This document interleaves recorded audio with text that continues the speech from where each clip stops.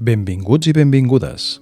En aquest vídeo parlarem del programa de pràctiques Eurodissea, que és un dels molts programes de mobilitat internacional que existeixen. Eurodissea és un programa de mobilitat internacional que ofereix a les persones joves la possibilitat d'adquirir una experiència professional i personal a través d'unes pràctiques professionals en una de les regions dels països participants del programa. I quins són els requisits de participació? Doncs cal tenir entre 18 i 30 anys, tot i que algunes regions accepten participants fins als 35, i ser resident d'alguna de les regions adherides. Per cert, estàs de sort perquè Catalunya és una d'elles. Si et seleccionen, podràs realitzar unes pràctiques professionals dotades d'una beca mensual que et permetrà cobrir les despeses de manutenció, allotjament i transport local, a més de gaudir d'una formació lingüística i d'activitats culturals.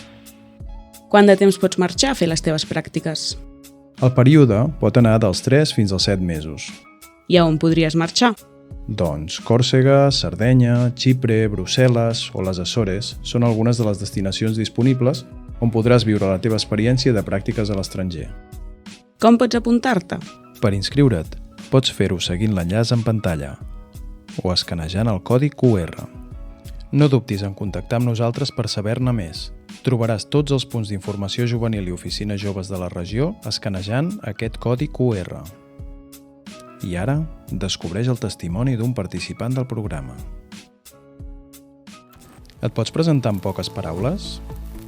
Hola, soy François, tengo 30 años y soy de Bélgica. En quin projecte vas participar? Participo al programa Eurodissea desde enero hasta fin de julio y estoy dinamizando el proyecto Radio de la Biblia. Entonces hago podcast, creación sonora, entrevistas y sí, es muy guay.